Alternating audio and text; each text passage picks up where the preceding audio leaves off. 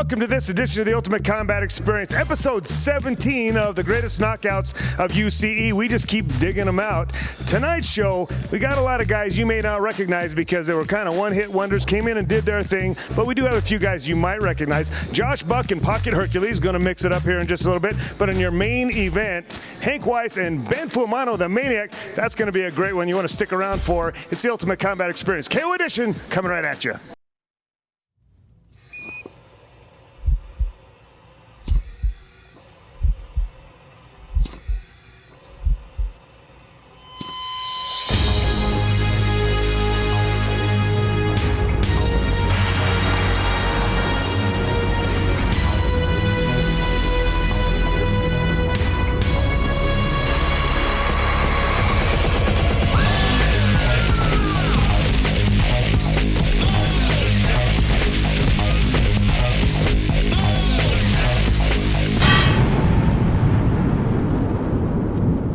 We're going to kick things off with a couple of lightweights. Now, last week we saw Patrick Upton, RVA, get knocked out. Well, he's got a new opponent named Joe Ramirez. I think he might have a little better shot in this one. Check it out.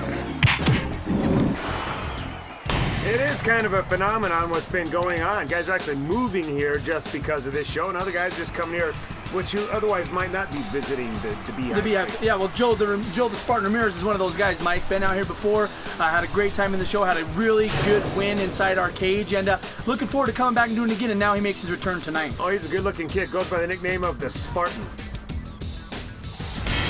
I'll come to bring the intensity, pressure, be fast, be first, be furious, and hopefully come out with a victory. Well, I've been trying to become as well-rounded as possible, training with Bill Cooper in Jiu-Jitsu, the Morello team with my stand-up, and come out with a victory, hopefully, and send them a message. Let's make it exciting. Came out here with a motto and everything, Johnny. That's right, that's right. Fast, be first, be furious. Furious. All right, well, there you go. And Patrick RVA Upton, I don't think he has any snappy models like that, but he's a snappy dresser. He's a snappy dresser. Well, Mike, he's a funny kid, too. Just a character in the show. He's a goofball, Johnny. He's a weirdo. I don't know. I'm just a street fighter. Well, I started out as a street fighter. I've been doing a lot of jiu-jitsu and recently started doing kickboxing. Tonight, I don't know. I don't really know how the fight's going to go tonight. I mean, wherever. We can stand up and trade, or we can go down to the ground. Either way, it's fine with me. Actually, he's fought 3 times, Johnny. But I don't know. I just hope it's an exciting fight. I'd hate to come out here and get booed by the crowd because it's boring. That'd probably be worse than losing a fight. So I just hope it's exciting and that we, I don't know, that I win. I don't know. I'd love to knock him out. But mostly just want to have a good fight. Well, you know, he's easy to please, Johnny. Well, like you see, Patrick Upton is so funny. You see, he knew exactly how many fights. He probably knew where, the age of his opponents, exactly what they were that night. He does his homework. No doubt about it. You know, and Patrick Upton, he is an exciting fighter. He doesn't have much dead time in any of his fights. No, Mike, that's one thing you can't say about Patrick is he'll land the big shots and just as we say that, he lands. Wow, Johnny. Patrick Upton, he's even surprised about that one. That was a big shot. And that's Joe Ramirez. He doesn't know what's going on. He's going back to California with a headache. That's all I know. For sure. He's looking at the ref going, what just happened? Well, Patrick Upton's left hand just happened. Whoa, patio! Patrick Upton, RVA, wow. Well, the fans can't complain about a boring match there. No booing, no, not boring, and you did get your knockout, Patrick. Oh, yeah, he actually was hoping for that, and sometimes dreams do come true. Right there, you see it, bap, lights out. It was lights out, Loretta. My goodness, that was a nice shot. And then just for good measure, punched him a few times while he was on the ground. Well, congratulations, RVA, buddy. You did it. You got your knockout. Woohoo! Patrick Upton redeeming himself from last week, getting a big knockout win here tonight. Well, every now and then you got a guy that comes into your life that you'll just never forget. James Hurd is one of those guys for me, and I think those of you around in the UC, you'll remember him. He's the vampire, going up against a kid named Brandon Fitzgerald. Couple of flyweights coming in, and this should be a good one. You heard Johnny say a moment ago that Brandon should have the upper hand on this one. James Hurd, what do we know about the Little Devil? Well, Brandon should have the upper hand in many ways. He's got a lot of reach on this kid. He's got experience, but I've always seen karate guys struggle when they get in the ring. They've never really been hit hard, full contact, so we'll see how James Hurd adapts. He lists himself as a street fighter, 5 feet 5 inches tall and 139 pounds. He's from Orem, Utah, and actually grew up in Utah County, and in his pre-fight interview shared even some of his high school experiences with us. 3 brothers beating up on me, growing up in Pleasant Grove, then moving to Orem, putting the bullies in their lockers in high school and junior high. That's about it. Carpentry, I run 2 miles and punched the bag a lot, broke my hand a little bit doing it, scraped it up, that's pretty much it. Yeah, I heard him talking in the restroom when I was changing. He doesn't know much about me except for I'm a ground fighter. I'm going to prove him wrong. I can do more than just fight on the ground. Couple things, Tim. At 5'5", you fit nicely in those lockers when you're in high school, and then 2 miles seems like a lot longer when you got those stubby little legs taking so many steps. Yeah, it does. And for those guys that were locking people in lockers, maybe now you want to get in the ring and take on this guy. Brandon Fitzgerald is his opponent tonight at 5'10" and 135. And Brandon's got something on his lip there. I'm not sure what it is, but and then he's got one of the Backstreet Boys working his corner there, too. Look at that. Brandon also told us that he's actually spent more time getting body piercings than he has working out lately. Good question. I don't know. I've just been bumming it out again. Haven't done jack for training or anything. It's just been getting lazier and lazier. I don't know. So I'm just here to fight again, put on a show. So I would like a knockout. I haven't got a knockout yet, but you know, whatever goes. I can stand up. I can go to ground. So I'm prepared. So I'm sorry it couldn't be both of us, but there can only be one. And sorry to say I'm going to be the one. So, yeah. Tim, I'm no fashion expert, but Steve Sharp's got that camouflage hat, so he's trying to be sneaky, and then he's got that hot pink shirt. I just don't get it. Well, it's better that we don't, I think, at this point. And for a guy like Brandon, I mean, if you're willing to do that to your own face, why not get in here and let somebody else mess it up, right? Yeah, really, man. Well, he's tattooed James Hurd a few times, man. He's left a couple of piercings in Hurd's lip already. Boy, he did. He caught him with a left hand. Now he's down there just pummeling James Hurd. You know, and this is exactly what I talked about. Karate guys, when they get hit, they're just stunned. They're seeing stars, and I've never seen this before. He's stunned right now. I don't know if he's going to last much longer. James was down on one knee, and you see him jump up there kind of shaking his head, and before he could actually regain his wits, he got one more shot from Brandon. You know, I don't know if this is good or bad for Brandon. He says he's not training, you know, and it looks like he's going to have a pretty easy fight here. So he's going to think he doesn't need to do that again, exactly. Right? There's another one straight to the bridge of the nose of James Hurd. Well, yeah, James is hurting right now, and I don't know how much longer we're going to let this fight go. James Hurd hasn't thrown a punch yet. There's another pop. You see James threw a kick or two, karate-style kicks, and he's in that stance, but he's just not prepared at all for what's coming at him tonight from Brandon Fitzgerald. Well, you know, maybe this is a good lesson learned, and you go back to the drawing board and learn what you need to do to get and do some full contact fighting. I think this fight's over, Tim. Yeah, I think Ethan just stepped in and waved this one off. He's telling Brandon, go ahead and go back to your corner. This poor guy. Still wondering where he's at, man. But you know, you give him credit. He got in the ring here. He didn't try to shy away from a kid that he knew was pretty tough. He's seen this kid fight before. Jumped in the ring with him. Didn't work out so well for him, though. So Brandon Fitzgerald comes right in here. We'll get a look at the Crush Combat Cam here, sponsored by Taylorsville Eagle. You know, and I want to thank the guys at Taylorsville Eagle. If you ever want to know what's going on in the Ultimate Combat, pick up their paper. It goes over everything, the standings, everything in Ultimate Combat. But this is pretty much what happened from the start to finish. Punches from Brandon. And James Hurd just ate a lot of punches. Yeah, even on the way down to the mat, he took a couple of more shots. So there's your winner, Brandon Fitzgerald. And you're right, the worst thing that could happen to Brandon now is think that he can do this the next time he comes into Ultimate Combat without working out too much and getting ready for his fight. You know, I'd heard that vampires were so much tougher. The 10 times human strength, that it didn't work out for James Hurd, but he did stick around the show for a long, long time. We got a lot more knockouts when we come back.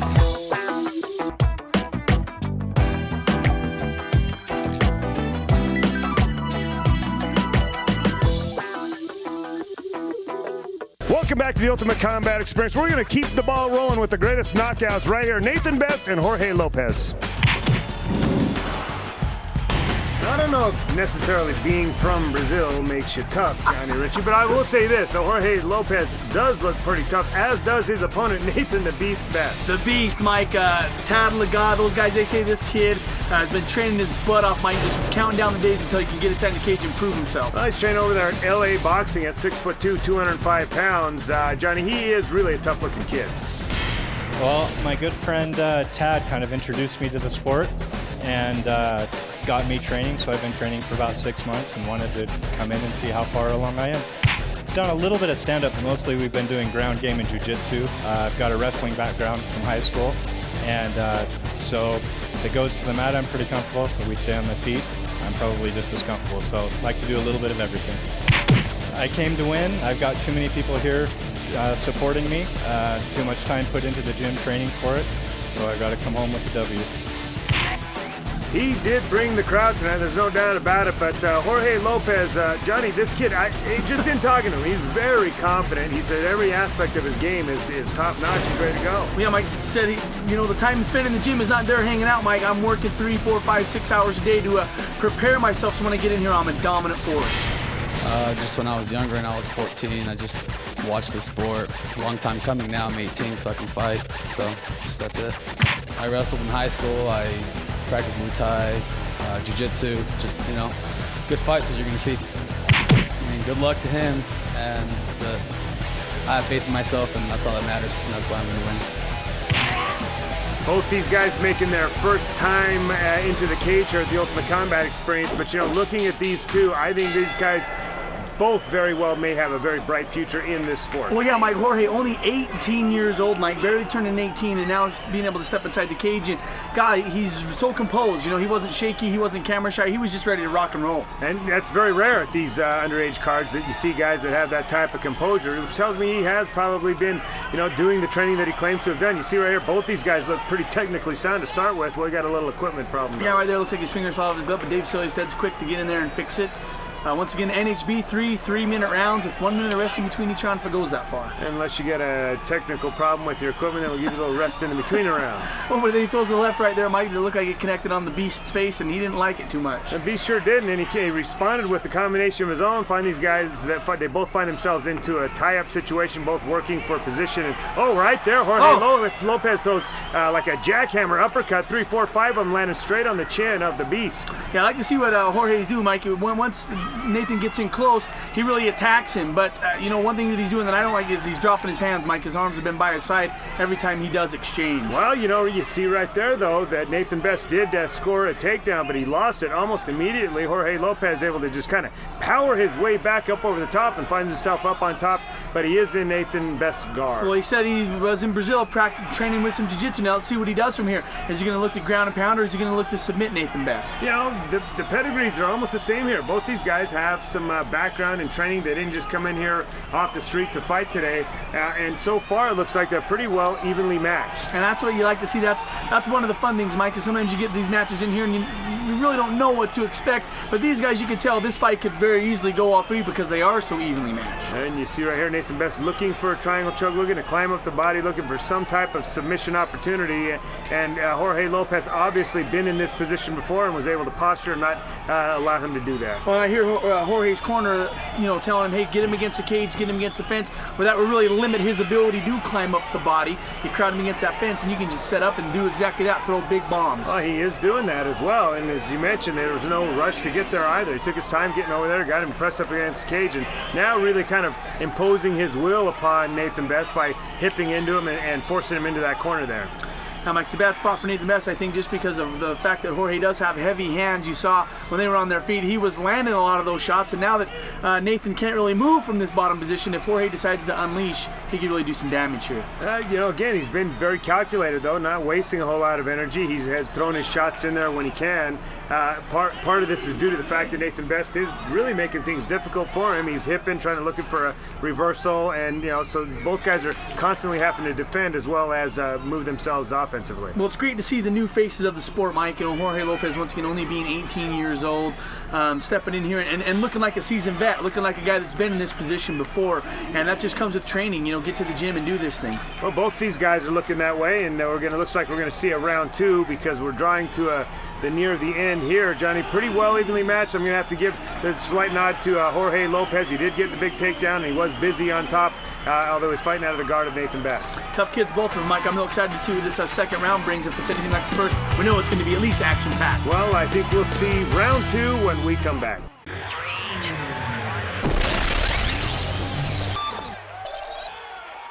Welcome back to the Ultimate Combat Experience. If you're just joining us, you see here in the Crush Combat Cam where I think we might be taking a look at 2 of the future stars of the sport in Jorge Lopez and Nathan Best. Oh yeah, Mike, without a doubt, these guys stepped into this thing like they're seasoned vets, training hard, putting in great effort on both parts. But like you said, Jorge just seemed to have the slight upper hand in that first round, Mike. Definitely. Good round of action, however, and the second round promised to be just as good. Jorge Lopez did tell us that he's got a Muay Thai background, and we certainly saw that. That was a very nice looking leg kick. Nathan Best didn't want any part of that. Shot in, tried to secure a takedown, and didn't quite work out. Yeah, it didn't quite work out for him, Mike. Jorge doing a pretty good job of sprawling out of this and brawling, and now Nathan's on a position where he was pretty much in the first round, Mike, pinned against his cage and eating calculated shots. We mentioned many times in the first round that Jorge Lopez's shots are very calculated, but at some point you do have to open up, and if you do, it could spell an early ending of the night for Nathan Best. Yeah, Mike, and Nathan Best, once again, training, but high school wrestling, just a stud on the mat. And I think he's really finding out right here, Mike, that all the sparring in the world doesn't make up for cage time when you get in here and do the thing for real. No doubt about it. But as you mentioned, you don't get these dominant positions all that often, especially against a quality opponent like Nathan Best. So once you get there, you need to make the most of it. And I think you've got to see Jorge Lopez start to open up a little bit, or you're going to see just that. Dave Sully says he's going to step in and get them back up on their feet. Tough fight, get them on their feet. It was kind of Nathan Best a little slow to get up to his feet right there, Mike. And let's see if he goes in for another takedown there. Oh, but then just like a linebacker meeting a running back, he just tackles him down right there to the mat. Yeah, that wasn't necessarily so much a headbutt as it was these guys just rammed into each other like a couple of rams. And you saw the power of Jorge Lopez. He's got legs like a linebacker. You mentioned the correlation there. They do look like a football play. Yeah, it was like a football tackle. Look like he sacked the QB right there. But now let's see what he can do from it here, Mike. Let's see if he can advance his position, get into a full mount, or get into a position where he can work on submissions or just throw those nasty elbows and end this thing. And Nathan Best starting to huff and puff. You see his mouth open quite a bit, and he's starting to run a little bit out of gas. But he didn't even make any attempt to try to set up that takedown. He realized, I don't want to stand on my feet with this kid, and I just got to kind of dive in. He's going to have to do something on his feet to try to facilitate the takedown that he's after. Well, yeah, Mike, and then right there, gave up his back, and Jorge, instead of maybe possibly looking for the choke, he decided to throw a couple punches. When he did that, Nathan Best just kind of flopped over. Now he's kind of in sort of a weird position here, trying to pull Jorge into his guard. This neither guy really putting a whole lot into the action right now, but I think that says a lot about how much they have gained respect for one another. Sure. Well, Mike, you always talk about it, position before submission, and right there it looks like Nathan Best is trying just to do that. Maybe possibly looking for an arm lock or a key lock, and now gets him inside his guard, and let's see if he can work up this body and possibly get a submission. He's just really, I can see it on his face. This guy is strong. I am tired, and this is not a good position to be in. I'm just not really comfortable down here. No way. 5 seconds left in the round. It looks like we're going to see a third round. And Johnny, once again, you have to give the nod to Jorge Lopez in the second round here. 2 rounds to 0 going into the third. Yeah, Mike, unofficial scorecard. That's just our opinion there, Mike. But Jorge did look good. Once again, finished the round on top. And sometimes that's what the judges want to see. That's you'll leave that last impact in their mind when you have that position. Well, at the very end of the round. Wound up on top at the first and wound up on the top in the end. So usually that's the way it works out. Dave did stand him up at one point, but Jorge was able to take him down once again. And really not a whole lot of action, but there wasn't a whole lot of action from underneath either. No, Mike, and I think these guys are either one, A, like you said, giving each other a lot of respect, or B, they're just big knee right there. Big knee. Big knee. He's doing a really good job of getting that tie clinch, and he knows that. God, that was a nice punch. I think that's it. That fights, yeah, that's it. Mike. I think more out of fatigue than anything, Nathan Best just kind of stumbled across the ring, but Dave Sully says, I've seen enough. Well, Mike, I like to see that. He threw a big knee, and right when Nathan popped his head up, he just racked him with a solid shot that knocked Nathan all the way across the canvas onto his tush, and Dave said, I've seen enough. I don't think Nathan is hurt, nor was he knocked out, but he was certainly done, and there's no doubt about it. He's not arguing the decision to stop the fight at all because he was tired. Jorge Lopez throwing a couple kisses to the audience there. Did a great job. His first entry into the cage here is a successful one. Jorge Lopez getting it done. When we come back, we're going to take a look at a couple of heavyweights.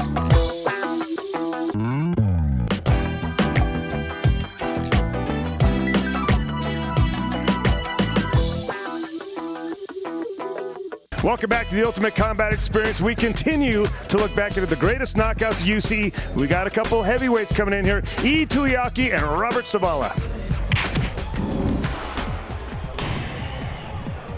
Well, you're either a superstar or you're Polynesian, Johnny. You can't pronounce a lot of those names, but let's talk a little bit about the big dog, Robert Savala. What do you know about this kid? Oh, man, Mike, just a nice kid. All the way around, we talk about that sometimes and say, this guy's a good guy and he's a nice, but this guy truly is. He's just excited to be a part of the experience and put a good show on for the people at home. Johnny's coming all the way up from the St. George area, traveled 300 miles to get in here and mix it up tonight, but as you mentioned, man, this guy is just as polite and nice as can be, as you're going to see right here in his interview. Hey, I just decided I'm not getting any younger. Better do it now before I'm in a wheelchair, Just get out there and have some fun. At least I can say I did something once like this. I don't have much background. I'm trying to learn a little bit of each, and hopefully I'll be back. I'll just take my experiences from here, and I'll focus on that. He looks pretty tough, but just hopefully, I don't know, I'll just try to use my heart, try to stay focused, try to stay calm, and hopefully both of us will come out not too much injured. Maybe we'll have a drink after. Well, it sounds like he's got a game plan. Yeah. Nothing else there, Johnny. Ogre 6 zone. This kid, I've been watching him training out of my gym, and man, he's pretty solid. He's pretty slick. Well, Mike, if anything, he's just an athlete. He's athletic. He does it all. Whether it's golf or rugby or just getting in the ring and fighting around. The kid loves to compete, and he's just an all-around athlete. You make a great point there. At 5'10", 220 pounds, Josh Berkman said this was his fullback that made all those big holes for him to rush through in college. Well, I was just done playing football and kind of a early midlife crisis thing. I wanted to do something with my life, so just get out and get my ass kicked. It's worth $50. Just brawler for now. Just try to figure it out, see how it goes. We'll see, man. We'll see.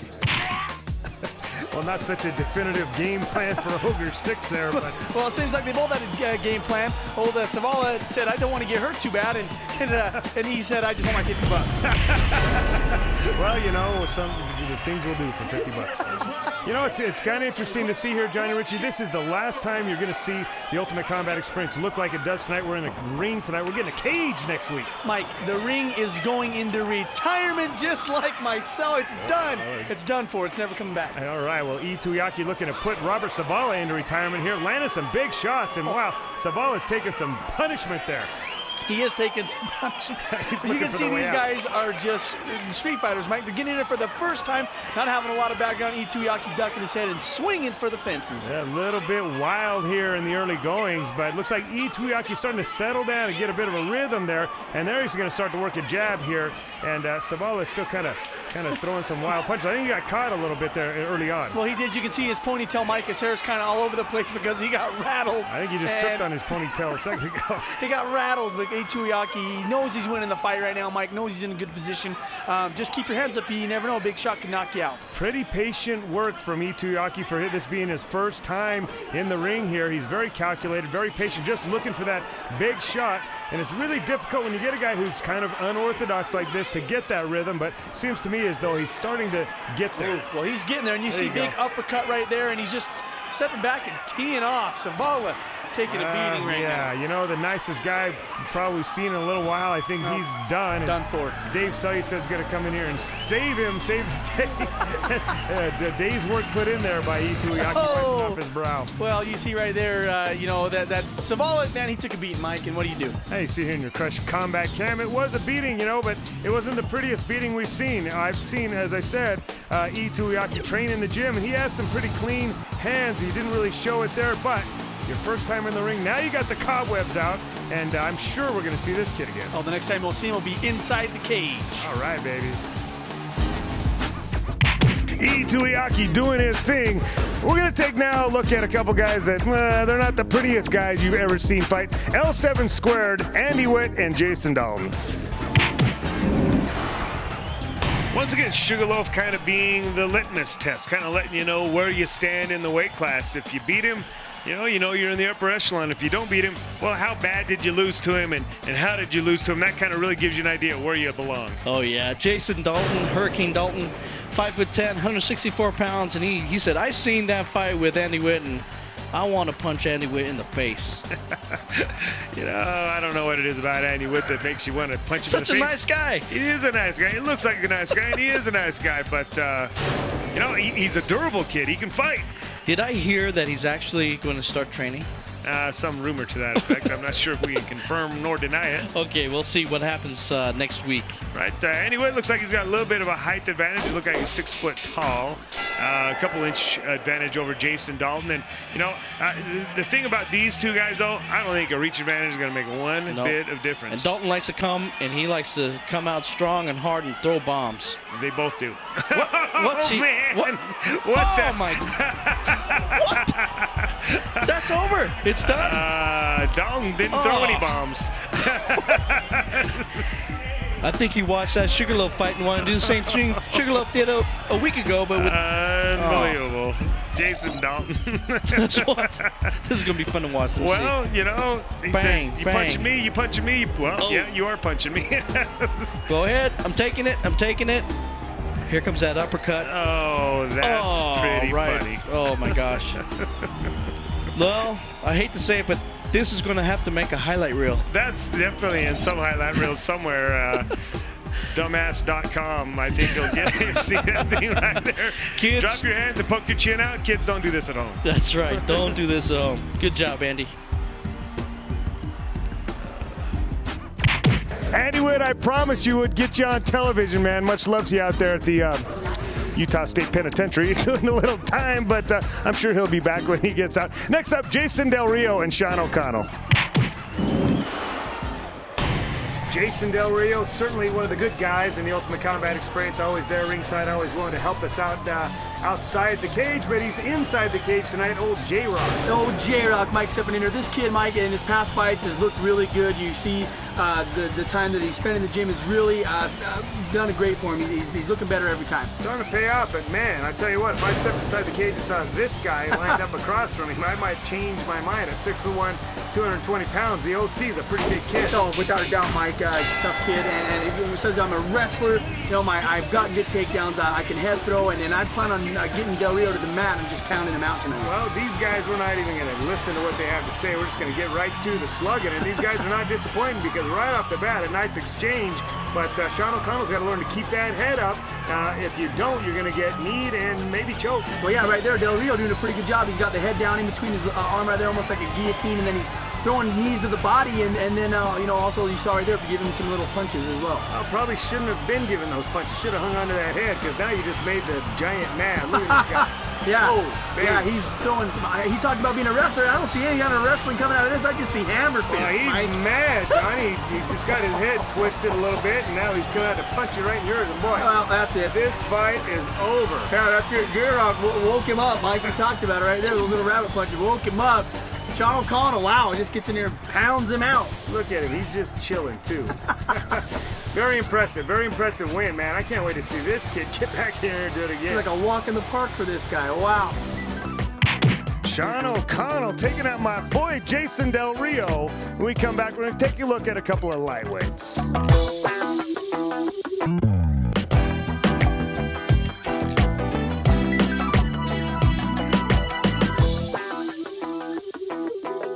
Welcome back to the Ultimate Combat Experience. We are continuing to take a look back at the greatest knockouts of UCE. Got a couple lightweights coming out here. Bryan Lopiccolo and Matt Summers.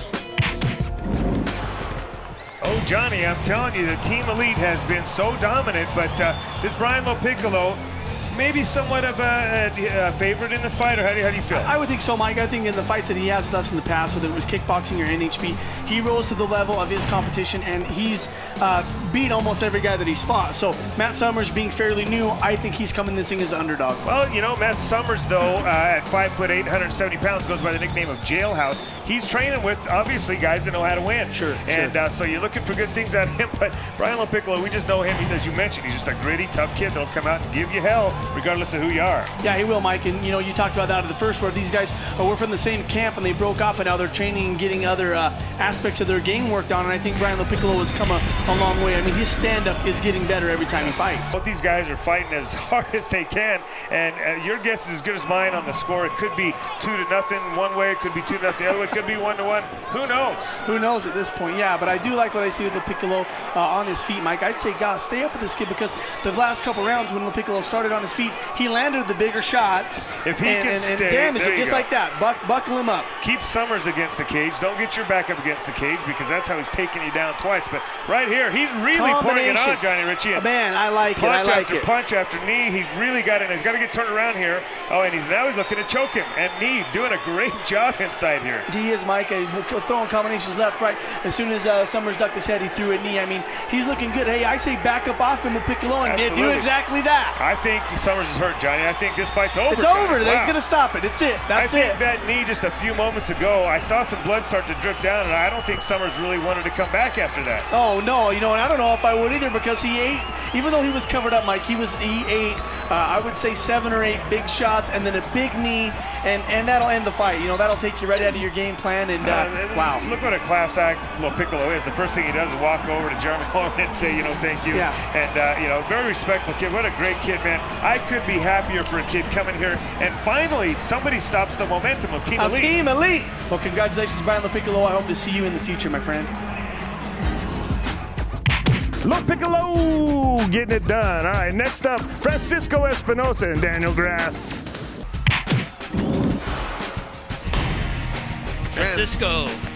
Francisco Espinosa. He's going up against Daniel Grass.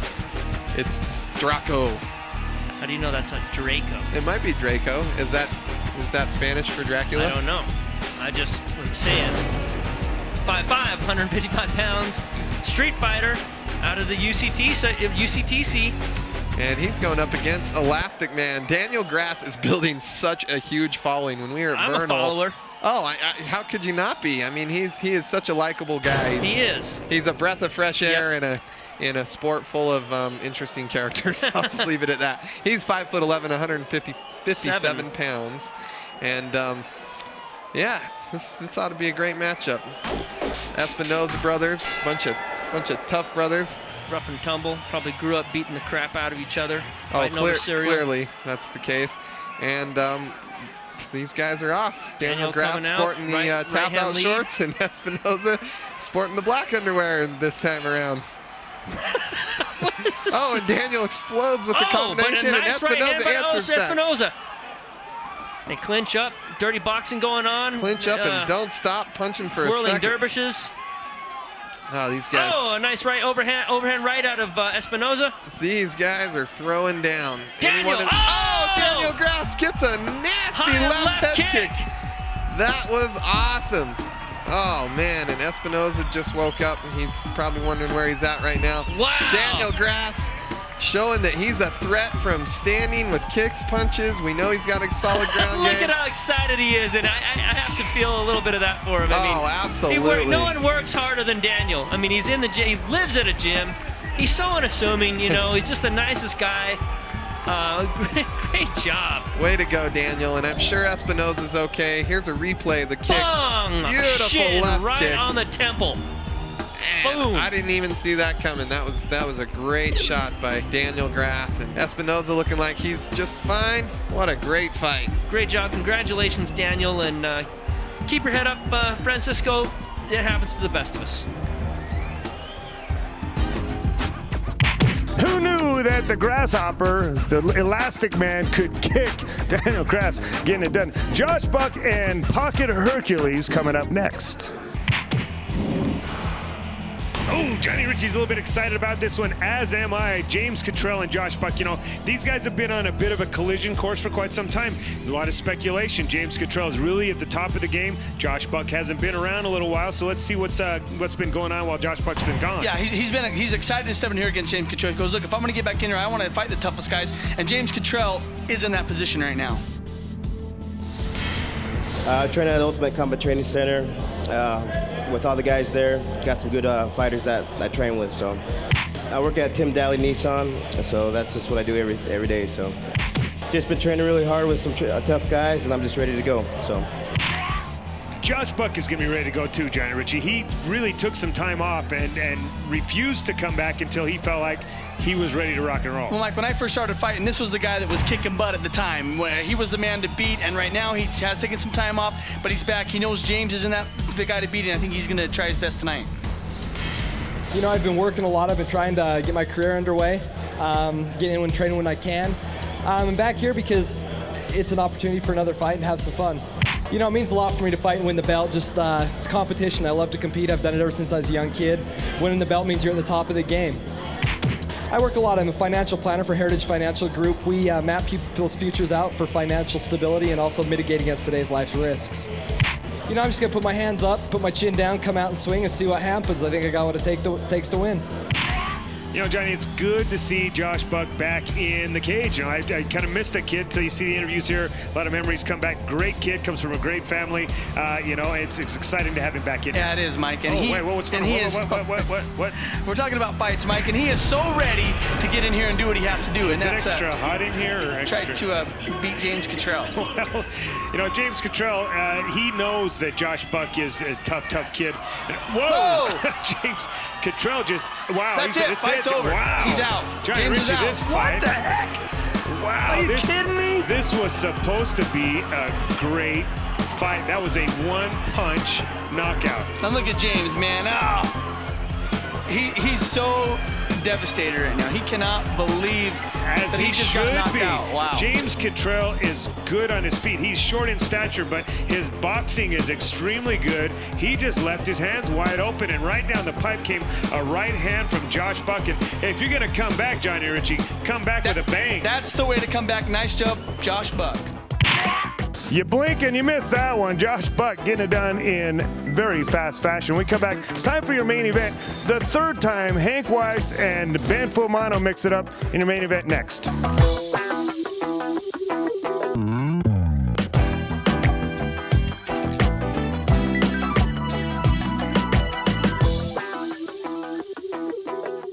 Welcome back to the Ultimate Combat Experience. It's time for your main event. And when you get to a certain level in Utah, there are only so many guys you can fight. Ben Fumano and Hank Weiss have already fought each other twice, and Hank Weiss has beaten the Maniac twice. Well, the Maniac says 3 times a charm, sucker. So it's your main event. Let's see if Ben Fumano can pull it off. Oh, man, I'm going to do the same thing. I recognize what I did last fight. You know, I let down my guard, let him do his thing on the ground. I'm going to knock him out, man. Straight up, I'm going to knock that fool out. Oh, Hank Weiss is, he's a lover. He's a nice boy. And V.I.S., now there's kids. V.I.S. is a magician. You don't know what he's going to do. And he's mean. Excuse me, man. Do I look like Sean O'Connell? Huh? No, sir. Tell me, do you think Hank Weiss thinks he can stand and trade with you?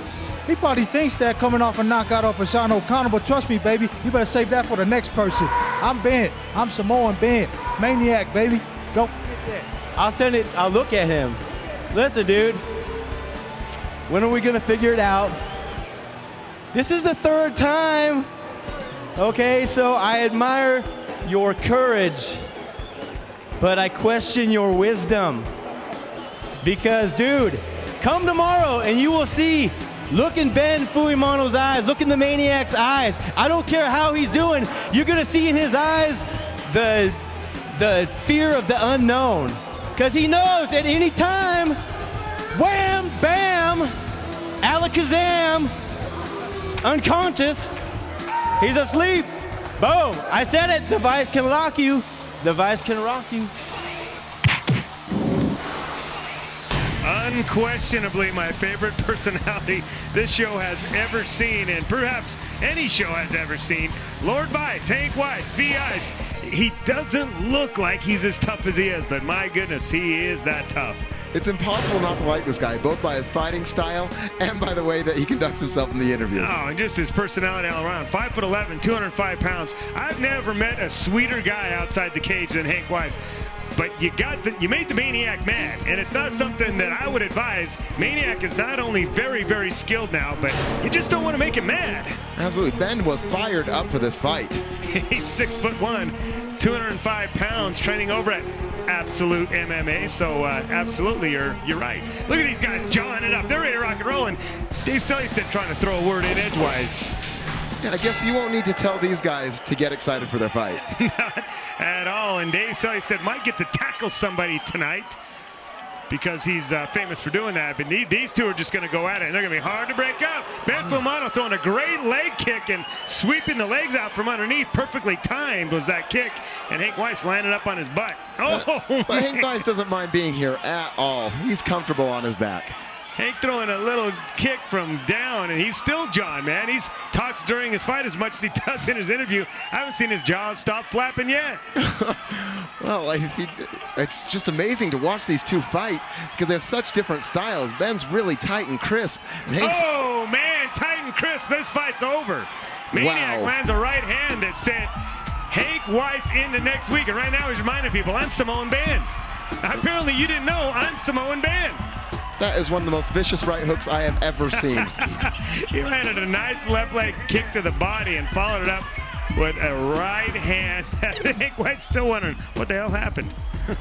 And suddenly, Hank doesn't have much to say. Absolutely. Ben Fumano earned a little bit of pride tonight against the man who's defeated him twice. Now he has one on him. Man, it's great to have the Maniac back, and he's back on top. Are you Army strong? Find out what it takes to be a soldier in the U.S. Army at GoArmy.com. The Maniac, you went up against a guy you came up short on a couple times, caught you in triangle choke. Tonight you knocked him out. What were your thoughts on the fight?